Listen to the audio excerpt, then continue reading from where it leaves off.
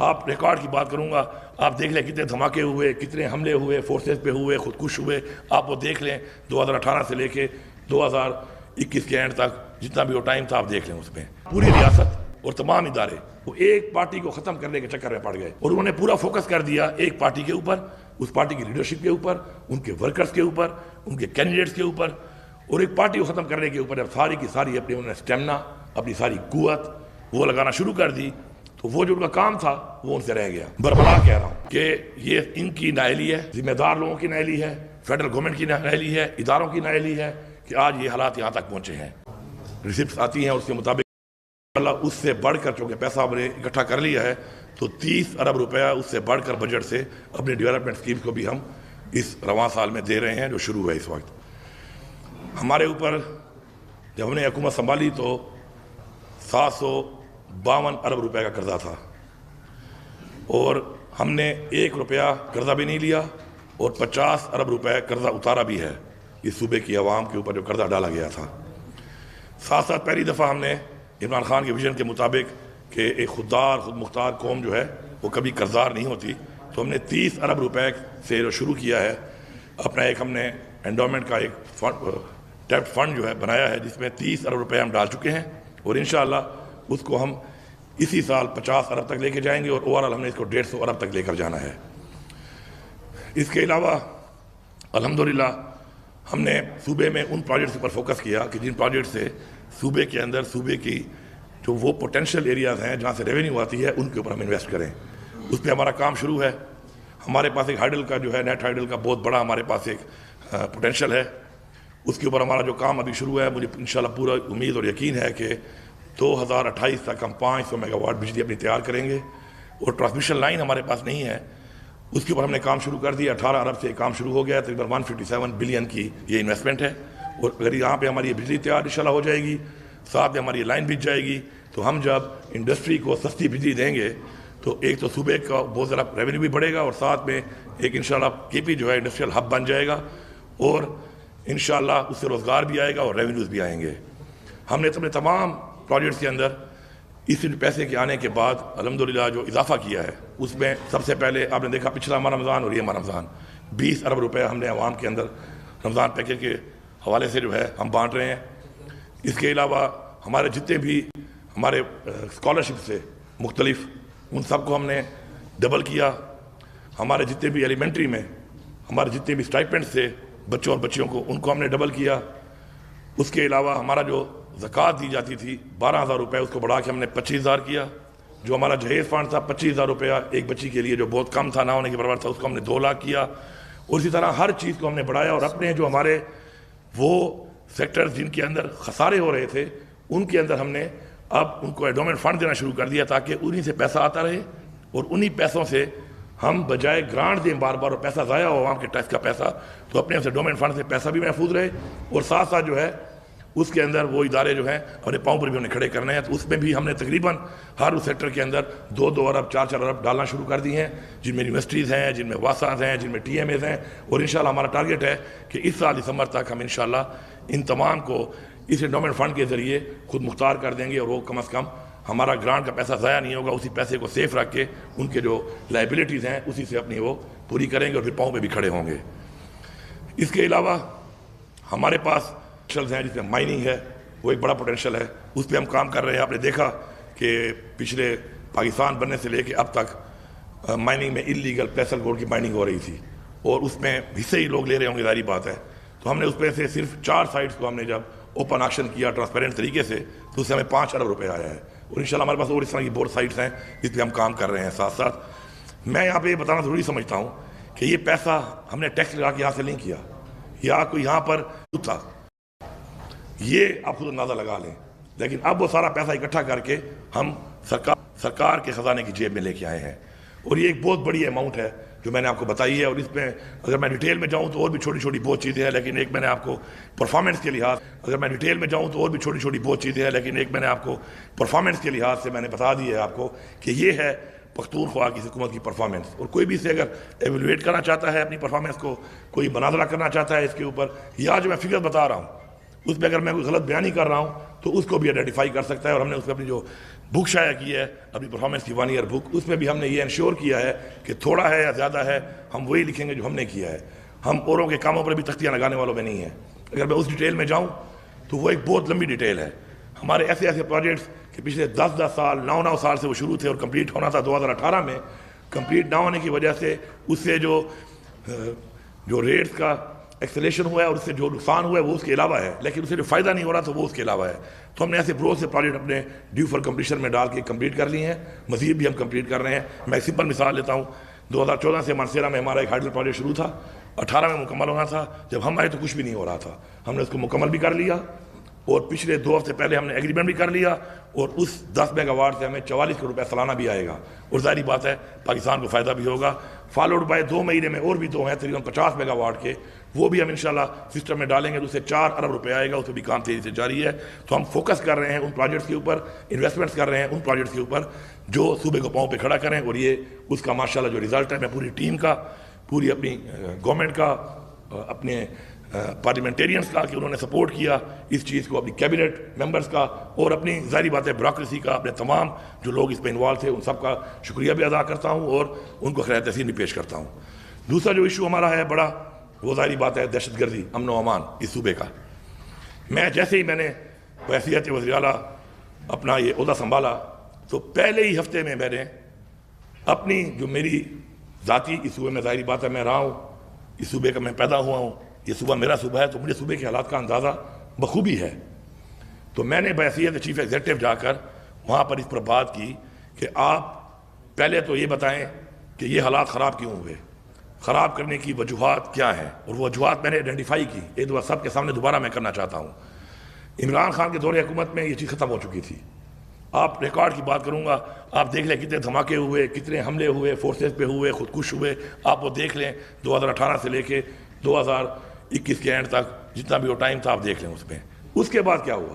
اس کے بعد پوری ریاست اور تمام ادارے وہ ایک پارٹی کو ختم کرنے کے چکر میں پڑ گئے اور انہوں نے پورا فوکس کر دیا ایک پارٹی کے اوپر, اس پارٹی کی لیڈرشپ کے اوپر, ان کے ورکرز کے اوپر, ان کے کینڈیڈیٹس کے اوپر,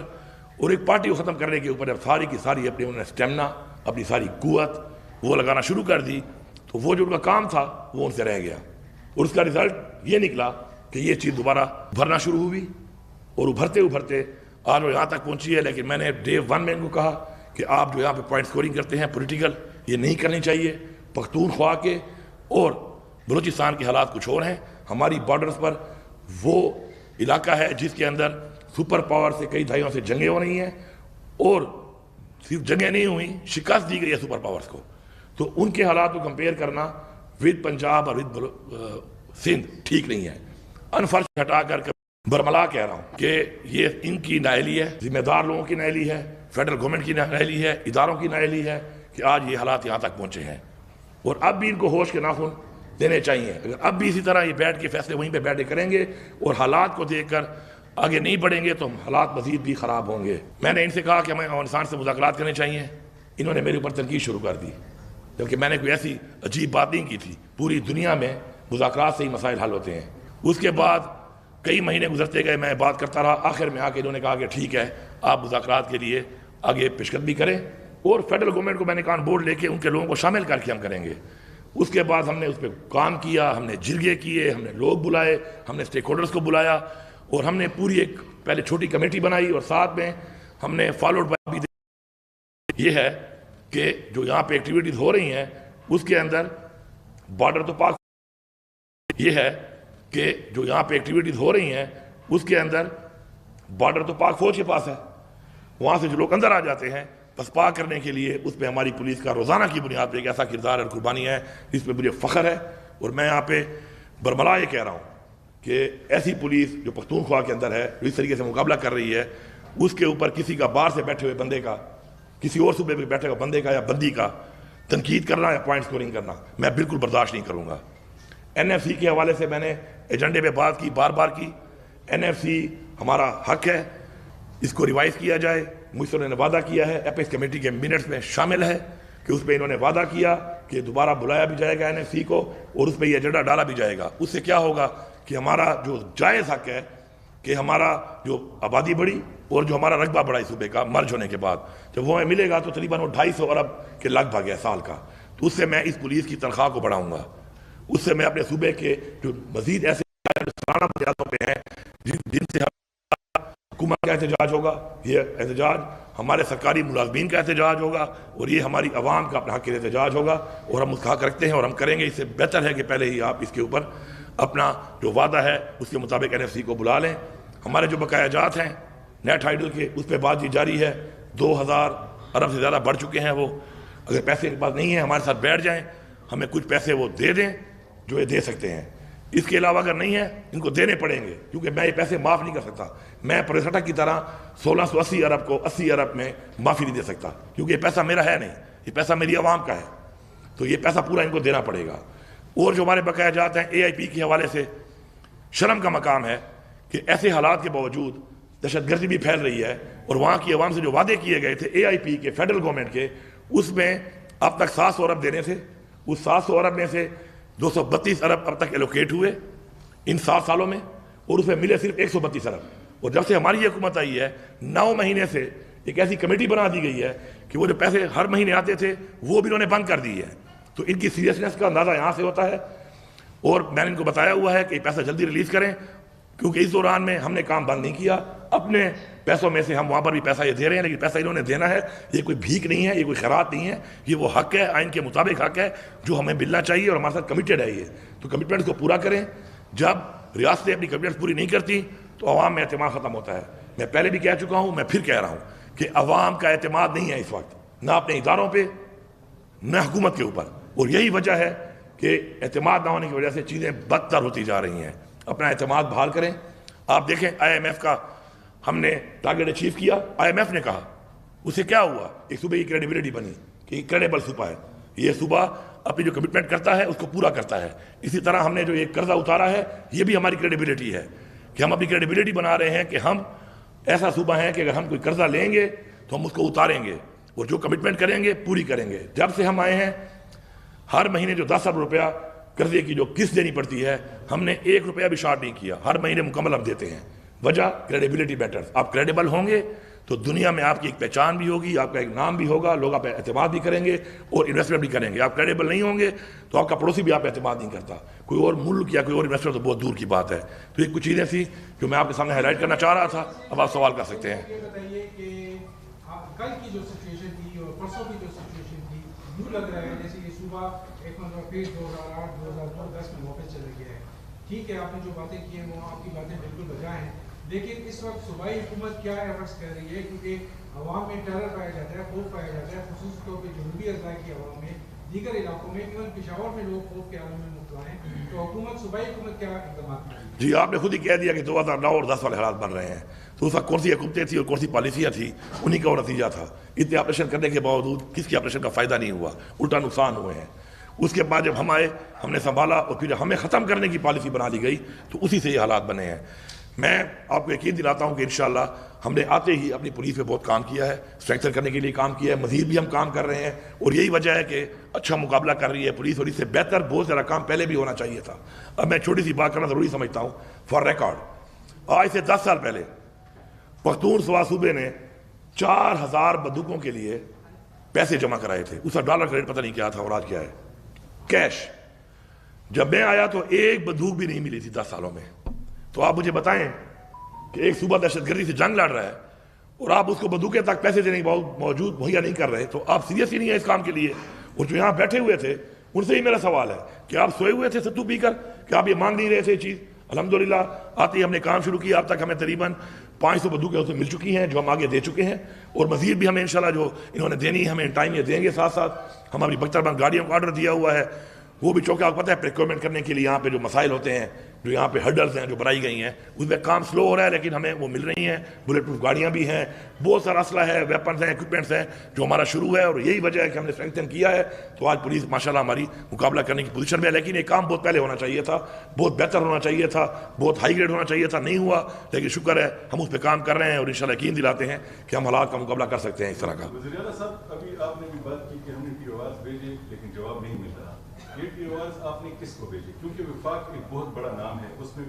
مختلف ادارے آتے ہیں، اس میں ڈپارٹمنٹس ہیں، اس میں محکمے ہیں، یہ آپ نے کس کو بھیجے؟ کیونکہ ہم بھی معلوم کرنے کی کوشش کر رہے ہیں، وہاں پہ تو ہمیں کوئی جگہ نہیں ملی جہاں پہ ٹیوارز رہے ہیں۔ دوسری بات یہ ہے کہ افغانستان کے ساتھ بھی ایک رابطہ ہوا ہے سفیر کے ذریعے، ہم نے وہاں پہ بھی کوشش کی، وہاں سے بھی کوئی جواب ابھی تک نہیں ہے، کیونکہ وہاں پہ شاید ایسا اس وقت کوئی ہے نہیں جس کے ذریعے آپ اس بات کو آگے بڑھائیں۔ تو اس کے لیے آپ نے کیا بندوبست کیا؟ دیکھیے جی، دو ایسے ہے ادارے یا ڈویژنس کے ہیں وہاں پر فیڈرل میں جو اس سے منسلک ہیں، ایک فارن افیئرز ہے اور ایک انٹیریئر منسٹری ہے جو اس کو دیکھتی ہے۔ یہ ٹیوار دونوں کو جا چکے ہیں، اس کے بعد ریمائنڈر بھی ہمارے جا چکے ہیں، لیکن ابھی تک ہمارے ساتھ بات چیت نہیں ہو رہی بیٹھ کر، تو میں کیا کہوں اس بارے میں۔ افغانستان کے ساتھ تو ہم نے اپنے لیول پہ تو بات چیت شروع کر دی تھی، لیکن اب جب تک سرکاری لیول پہ ٹیوار بننے کے بعد ایک پراپر یہاں بیٹھ کے ہماری ٹیوار فائنل نہیں ہوتے تو اس وقت تک ہمارا وفد تو نہیں جا سکتا، کیونکہ یہ ہمارے صوبے کا ڈومین نہیں ہے، پروونشل ڈومین نہیں ہے اس کا۔ حالانکہ ادھر ہماری بات چیت ہم نے اپنے لیول پہ اپنے سفیر سے بھی ہم نے ملاقات کی اور ہم نے اپنے لیول پہ ان کو پیغام پہنچایا، اور وہ اس پیغام کہ انہوں نے کوئی ایسا جواب نہیں دیا کہ وہ نہیں چاہتے، انہوں نے اس کو خیر مقدم کیا، خوش آمدید کہا، لیکن پھر بھی یہاں سے چونکہ ایک ڈیڈ لاک لگا ہوا ہے تو آگے وہ بات نہیں بڑھ سکی اب تک۔ جنرل صاحب، یہ دو واقعات ہوئے، ایک خان جوہر صاحب کی اور ایک مفتی منیر کی، دونوں ایک جیسے ٹارگیٹڈ تھے، اس کے بارے میں پولیس کی کیا رپورٹ ہے اور آپ کیا کوئی انکوائری؟ ان دونوں واقعات میں جو پہلا حمد اللہ صاحب والا واقعہ ہوا اس کی تو ابھی تک انکوائری چل رہی ہے اور ابھی تک اس کے کوئی ٹھوس شواہد نہیں ملے، لیکن دوسرا جو بھی واقعہ ہوا ہے اس کی تو میرے خیال میں ذمہ داری بھی قبول کر لی گئی ہے جنہوں نے کیا ہے، تو اس میں فرق ہے ان واقعات کے اندر، لیکن ہم اس پہ کام کر رہے ہیں۔ آپ کو پتہ ہے کہ جب حالات اس طرح کے بن جاتے ہیں تو پھر ایسے ہی لوگوں کو ٹارگٹ کیا جاتا ہے کہ جس سے انتشار پھیلے، زیادہ پوائنٹ سکورنگ کرنی ہوتی ہے، جب مخالف نے جب انتشار پھیلانا ہوتا ہے تو ایسے لوگوں کو ٹارگٹ زیادہ کرتا ہے کہ جس سے انتشار زیادہ پھیلے، تو اس میں بیرونی قوتیں بھی انوالو ہیں، بیرونی ممالک بھی انوالو ہیں، اس طرح کی دہشت گرد تنظیمیں بھی انوالو ہیں اور بہت زیادہ ہو چکی ہیں عرصہ دراز میں، انہوں نے پھر اپنی جڑیں پاکستان میں دوبارہ جو اسٹیبلش کر لی ہیں، تو وہ یہ انہی کی نائلی ہے جس وجہ سے ہوا ہے، تو انشاءاللہ اس پہ ہمارا پورا کام ہو رہا ہے اور انشاءاللہ ہم اس کی تہہ تک جائیں گے۔